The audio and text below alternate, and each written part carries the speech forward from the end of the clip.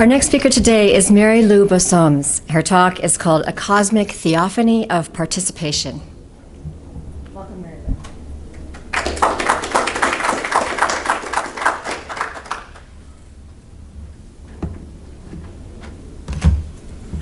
I have a fundamental conviction that the primary relation of the human mind to the world is ultimately not dualistic, but participatory. Collectively, we're at the threshold of a new way of seeing and being, one that can be ushered in by our commitment to radical participation in reality and our entering into deep conversation with all beings. I want to talk about stories and what their role is in pushing us through the threshold, and how the nature of perception, language, and symbol allows it to be so. I believe that reality is not unintelligible, but rather that we have, through the full use of our rational, imaginal, poetic, ecstatic, and prophetic faculties, access to the very ground from which all intelligibility flows forth into being. It is this participatory nature of reality and the deeper truth it expresses about the cosmos that grounds us in place and makes of our fleeting appearance a life and an existence that is rooted and meaningful, for it is in connection and in conversation to that which came before, to that which will come after, and that which eternally is. For a universe that is by nature participatory is one which at its core is fundamentally relational. We can only participate in a world where relationship, and thus love and desire, are ontologically primary. We can only participate in a world where we know and feel it, and nature and the divine as active and alive and yearning to be in relationship with us. We are only fully human in relationship. We become through relationship. The world, therefore, does not exist merely as a fixed external object, but rather as a collection of subjects that are constantly evolving through the deep webs of kinship and relationality, which constantly rebirth reality through an endless participatory co-creation.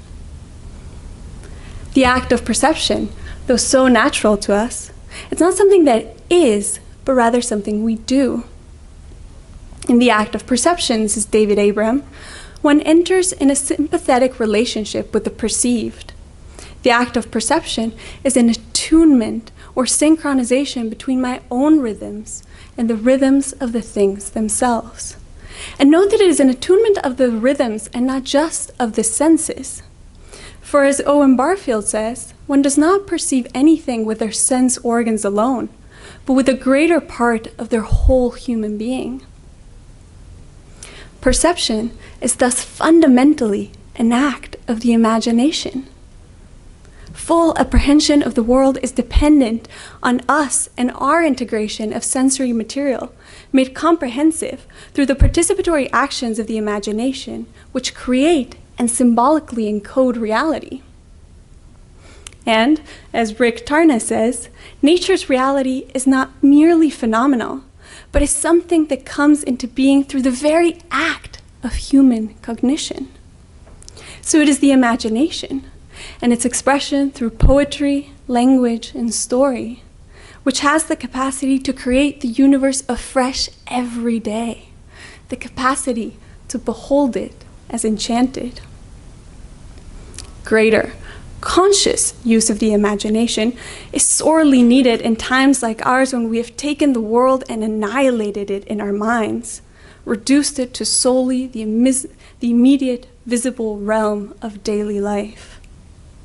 It is with the imagination, expressed through the endlessly wondrous gift of language and story, that we can again become not only participants, but directionally creators in the world we inhabit. Language is what develops from our reciprocal interactions with the world. Speech and nature, says Barfield, came into being with one another, They're in the same relationship of coevolution as humans and the world, intimately shaping each other. And so in this participatory framework, we realize that our very intellect, that which seems our most human attribute, might well have been born from the forgotten relationship with the multiple non-human intelligences that inhabit the space around us. Language, then, like stories, is not a purely human phenomenon, but can be recognized, as Tarna states, as being rooted in a deeper reality and reflecting back to us the universe's unfolding meaning. The roots of words, proposes Barfield, are the echoes of nature herself sounding in humans. Or rather, they are echoes of what once sounded and fashioned both of them at the same time. And so it is through words and names that we come into true knowledge of things.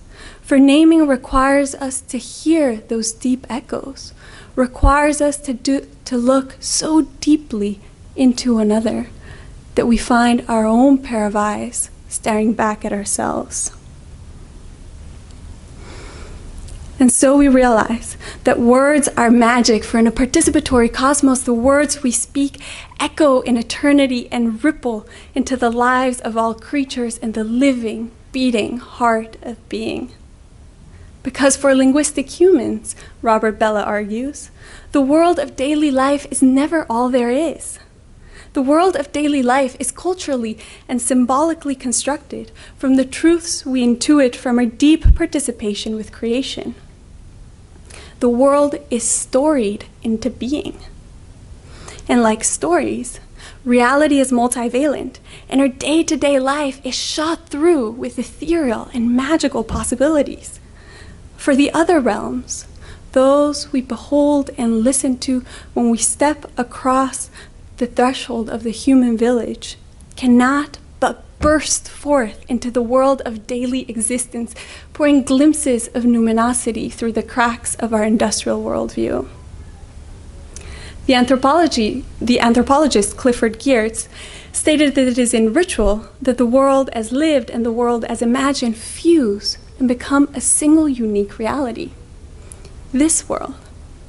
I believe this happens in ritual, but also in deep imagination, in true poetry, and in old stories, those made up of tree bark and moonlight and jaguar blood, those that breathe and carry the scent of wilderness in their structure. It is those stories and their ability to hold the tension between the individual and the collective, their ability to be a mediator for the relationship between humanity and the world, their ability to be a mediator, their ability to break up our neatly constructed and highly dangerous mirage of human alienation, and their ability to negotiate our relationship to the wild that makes them fundamental. For it is stories and language and poetry that have the capacity to point us beyond, so that through peering into other actualities, we are able to pry the constricting fingers of industrial modernity away from our throats. And so inhale deeply again of the sweet air, heavy with potentialities. This is what allows us to bring a dimension of numinosity back into the world and behold all of creation as laced with a silver golden fringe of true divinity. Stories can do that because encoded in them and in our imaginative faculties are the intuitions of the symbolic and archetypal dimensions. And those are exactly the tools we need to catapult our collective existence beyond a life of dreadful frivolity by choosing to enter into the love-compelled, participatory relationship with the world around us that is both our birthright and our consummation. In doing so, we are letting Atlas hold the world just a little longer. For if we could no longer glimpse the sacred foundations of things, the things themselves would collapse, and even Atlas would be crushed and crumpled under their weight. Participation, then, operates in a fundamentally enchanted cosmos. And yet the business of stories is not enchantment, but waking up. Their business is removing the veil from daily life through glimpses of those sacred foundations. Their business is to remind us of the manners that we have long forgotten and yet still need to court the wild. We need stories to remind us that other ways of being are possible. We need stories to hold the tension of our multiplicity and our unity. And we need stories to show us that we can enter into a relationship with reality where we are both bounded and boundless. And this is a uniquely postmodern possibility.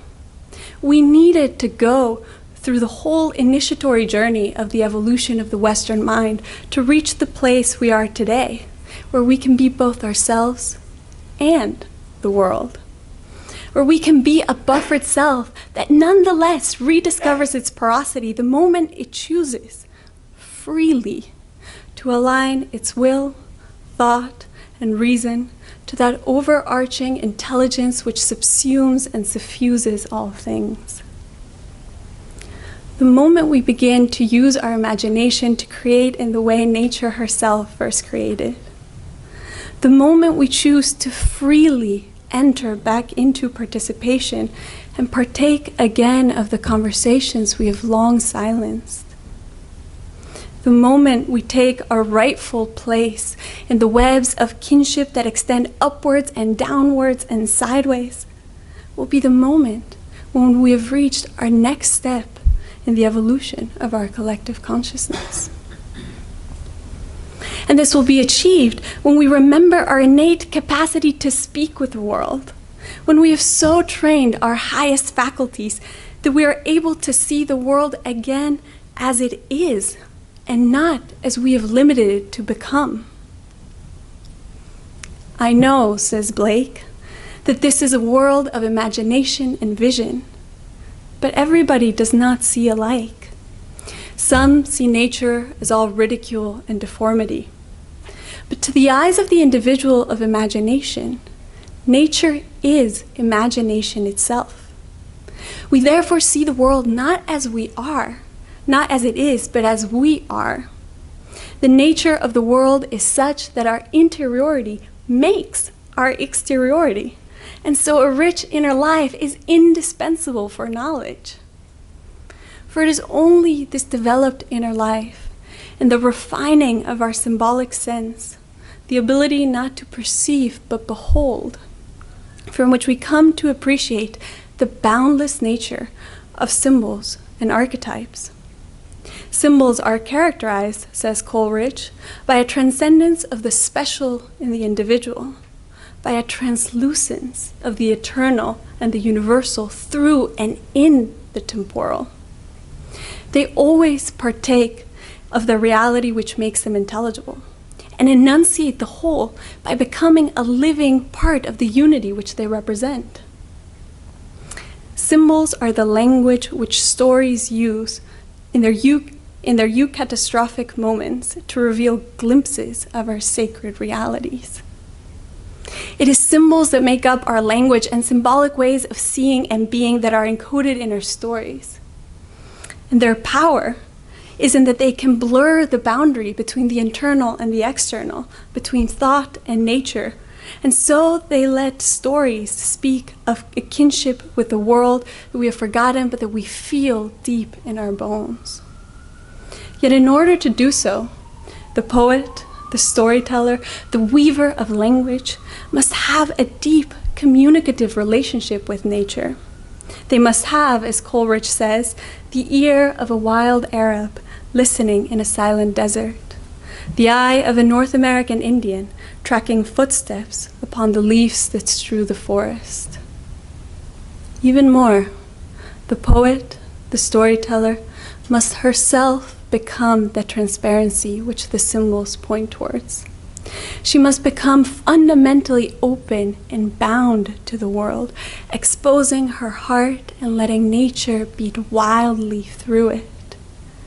It is for her to so become the world that she hears her own heart in the rivers, and is woken by the sound of the heart of the world beating inside her chest, softly whispering stories and animating her imagination of what could be.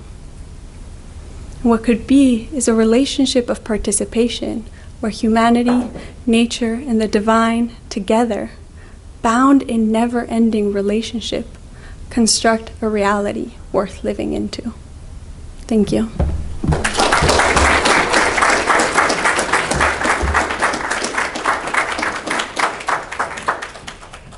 Thank you, Marilu. Any questions for Marilu? Yes. Let me pass you the microphone. I know. That was beautiful, Marilu. Is this working? Yes. Just Okay. hold it close. Since you're a poet and a storyteller, I imagine there's a story you could tell about what you're wearing. Is that true? And I asked that because you did this so beautifully when we were on retreat a month or two ago. And I know that for you see everything as story, so that even translates into what you're wearing. So would you like to share anything about that? I'll share briefly, but I don't know if it's so much in this case a story as a relationship, and it's a way of choosing to actively be in relationship with another human being. Because by wearing something that they made with their hands, in which they imbued with their cosmological understanding of the world and the patterns, you're immediately participating with them in a way that is just really hard when it's, a mass-produced industrial thing that we're wearing or living around in. Where did that come from? From the Chiapas state of Mexico. So, from some women in local indigenous Mayan communities. One more question, and anybody?